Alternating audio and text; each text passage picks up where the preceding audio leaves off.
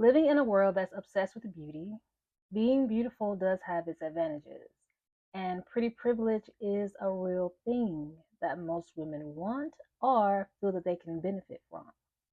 So, in today's video, I am going to discuss four types of women that are not fazed by pretty privilege, and that would be the princess, the swan, the unicorn, and the rock star. And I'm going to tell you why and break them all down. So let's get into it.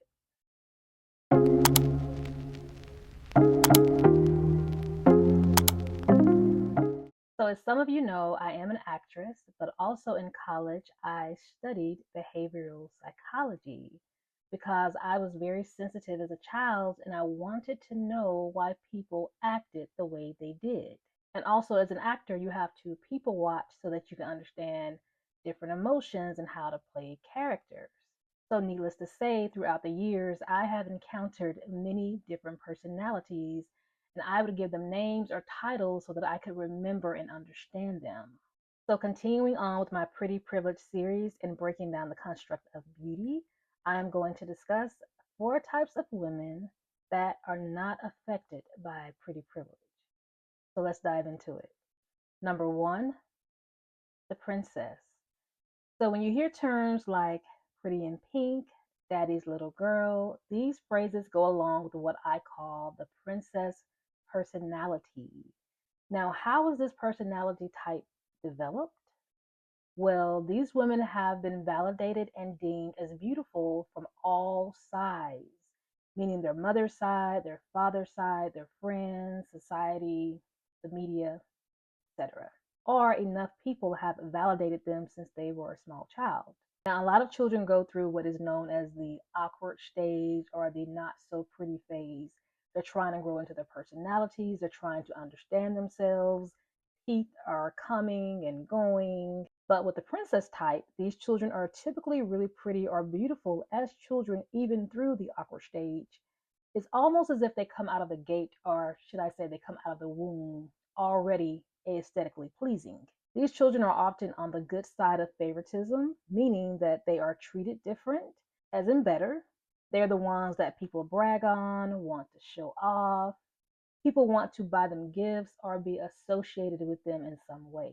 And they are highly praised for their looks and told often how beautiful they are. And like I said, they are treated in a very beautiful way. And so, even better than being told that they're beautiful, they feel beautiful. So, they have very high confidence as children. So, this translates to them at school as well.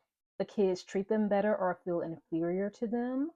The teachers at times even treat these kids better, especially if these kids come from money or a wealthy family.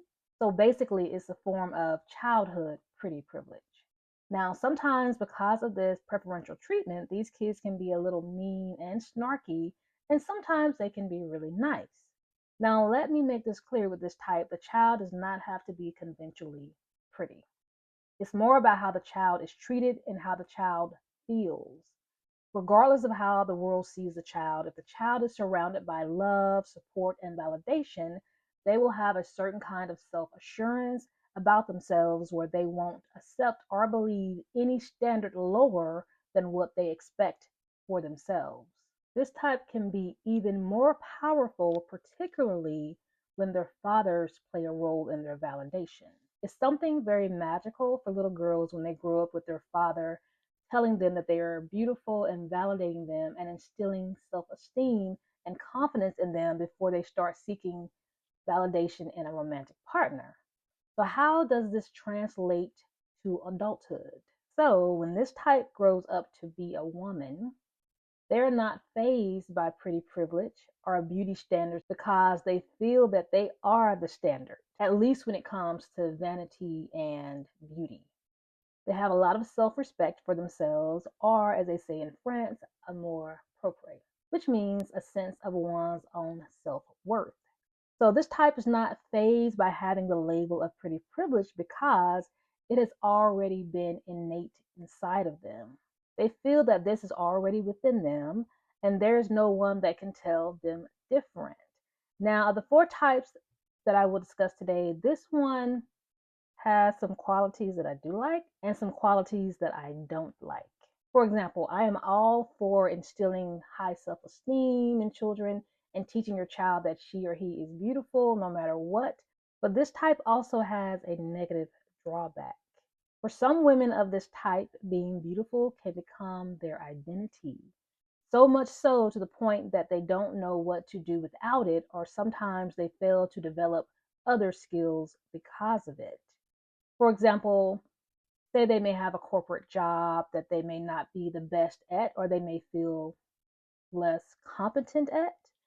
So they would usually try to get a leg up or gain favor by their beauty, and sometimes it works, but if it doesn't work, they may find themselves disgruntled or stressed out because they are now in a situation where their beauty is no longer working for them. It's no longer a magic button. Now, I personally have seen this type quit a job and go work in the beauty field because they feel better served and more appreciated. Also, another drawback of this type is if they don't feel that they are the prettiest one in the group, they may change friends and go to a group where they know they can still get the same kind of validation they got when they were a child. This type, when it goes the negative way, has a hard time not being noticed or being the center of attention. And it's not necessarily due to jealousy or vanity. This is just what they've known as a child. Imagine being a child, always being told you're beautiful, always being the center of attention, always being known for how you look on the outside. As you grow up, and if this is channeled the wrong way, you might deal with some issues if you don't feel that same validation as an adult. And like I said, this is not about jealousy or necessarily vanity because of someone else getting more attention. This is just all they've known, and this is how they operate. Their beauty is almost a disservice to them sometimes if their family or village around them doesn't teach them the value of beauty in other things outside of their physical appearance. And it's also up to them to stretch outside of their physical appearance as well. Now, in defense of this type, they didn't ask to be celebrated for being beautiful, but nor are they rejecting it either. They are called the princess type because they are used to metaphorically wearing a tiara and being crowned for their beauty. Nevertheless, going back to the topic at hand, this type is not fazed by pretty privilege because they feel if they are not deemed pretty, there's nothing that's wrong with them, it's something most likely wrong with you. Number two, the swan. The swan is the girl that used to hold her head down low, but now holds her head high. Now, I hold this type in high regards, and I purposely wore this color of shirt so that you can know what team I represent for. So, the swan is someone that was told or made to feel unattractive. You may hear terms like ugly duckling, an outcast for not fitting into what is deemed popular or desirable. Some may find them weird or different, and this often happens prematurely when they are in their developmental stages. When they are still growing and learning themselves, the swan is often counted out by others until they make the decision to count themselves back in. And that is what makes them so special. They have had to overcome ugly words and actions towards them so much that it gave them determination and strength to prevail. The swan is almost the opposite of the princess because, unlike the princess, the swan is met with words or phrases like, "Why are you like that? I don't like her. She's weird. She can't sit with us. She's ugly. She doesn't have pretty hair. Why does she dress like that? No one likes you." Or if you would be more like so and so, then you would be liked or even loved. The swan is often the poster child for comparison because she's always compared to others and told what she should be more like versus just being accepted for who she is. So, to give you a visual of a swan or how they came to be a swan, she is probably a young girl or even in her early teens She may wear glasses, she may wear braces or need braces. She hasn't figured out her hair or her style. She may be very quiet or introverted and awkward, and she may not have a lot of friends. She at times may feel ignored, invisible, socially awkward, and there's nothing wrong with her. She just hasn't found or knows herself just yet. So she's going through an awkward stage, but before she can figure it all out, she is counted out and judged and misperceived. These types don't usually bloom in middle school or sometimes even high school. They take a little longer to figure themselves out, and it takes people longer to figure them out. These are the girls that you see in the makeover movies. The one that comes to mind automatically is Rachel Lee's Cook character in She's All That. And if you've seen that movie, then you know exactly what I'm talking about. The male version of this type would be Urkel from the TV sitcom Family Matters, when he goes from Urkel to Stefan Urkel. These are the types you see differently when they let their hair down and they take their glasses off. And if you spent a little bit more one-on-one time with them, you'd come to find out that you would actually like their personality a lot. All they need is a little time and for you to have patience, or most importantly, for you to treat them with respect and acceptance regardless. The thing that is so mesmerizing about swans is once they figure themselves out, gain confidence, and fully grow into themselves, these are some of the most beautiful people that you will see inside and out. They are striking, and you will have a hard time taking your eyes off of them. And not just because they are beautiful, but also how gracious they are. Just like a duck or a swan, they have had to do so much emotional work and transforming of themselves that they work really hard underneath the waters to get to who they are today, and they have a grace while doing so, which is why they are called swans. The reason that they are not fazed by pretty privilege is because they've seen the fakery. And that's probably not a word, but they've seen fake.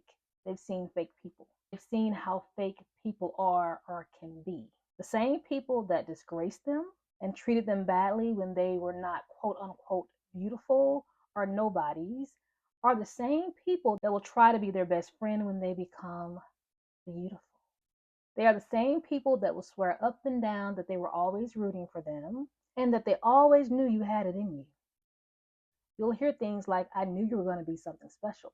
But with swans, we recognize fake. Because we recognize that, it teaches swans to not put so much value in what someone thinks or has to say. Swans understand that people can be fickle, jump on bandwagons, and can be unreliable resources. I have learned from personal experiences that a lot of people that put swans down or speak badly about them have no room to talk, and sometimes are even uglier on the inside than they appear on the outside. And the biggest proponents of negativity, in my opinion, towards swans came from adults.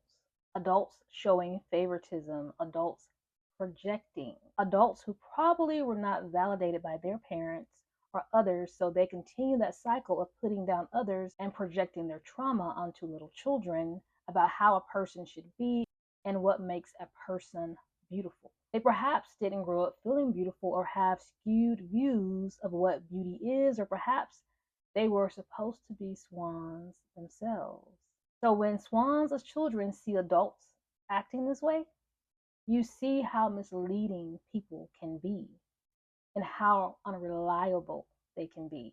You start to understand yourself and champion your own beauty, so much so that you reject their projection onto you, and you develop an unwavering confidence that no one can take from you because you literally built it up by yourself, for yourself, brick by brick, day by day. So no, swans are not fazed by pretty privilege because they know better and all too well to depend on others for validation. Number 3, the unicorn. Now, by the title alone, you should have a very good gist of what this type is about. Now, unicorns have a distinctive or visibly noticeable difference about them, and they are treated as such. They are treated different because they don't fit into the norm or the status quo. For example, a horse is considered normal, but a horse with a horn growing out of its forehead is considered different and called a unicorn, although they are much admired. Unicorns were some of my favorite toys growing up because they were different and because they were unique. So, what kind of person is considered a unicorn? Well, this may be someone with a physical ailment or a handicap. They may be disfigured in some way. They may be a part of the LGBT community. They may have a different point of view. They may have a different style. For example, they may like to wear their hair purple. They may have a stuttering problem. Basically, they just don't fit in as it pertains to society's norms. They're usually different because it is something that they can't help or it's just who they are. They may be quirkier than most or eccentric.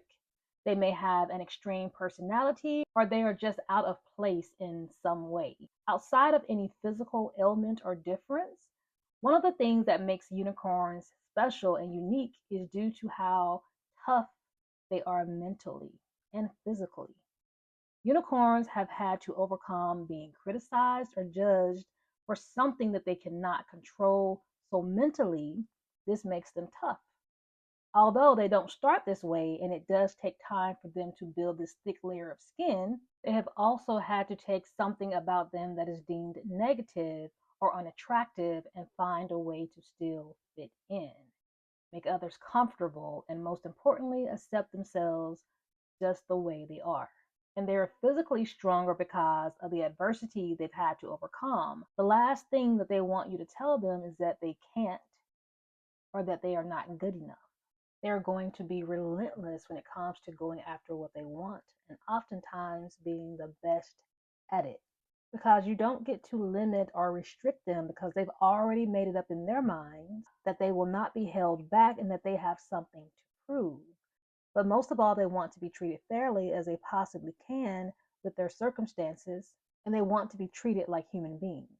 I remember one time I was taking my trash out to the neighborhood dump, and as I pulled up and I grabbed my trash bags out of the car and I proceeded towards the dump, there was a guy there who was also taking his trash out, and he was in a wheelchair.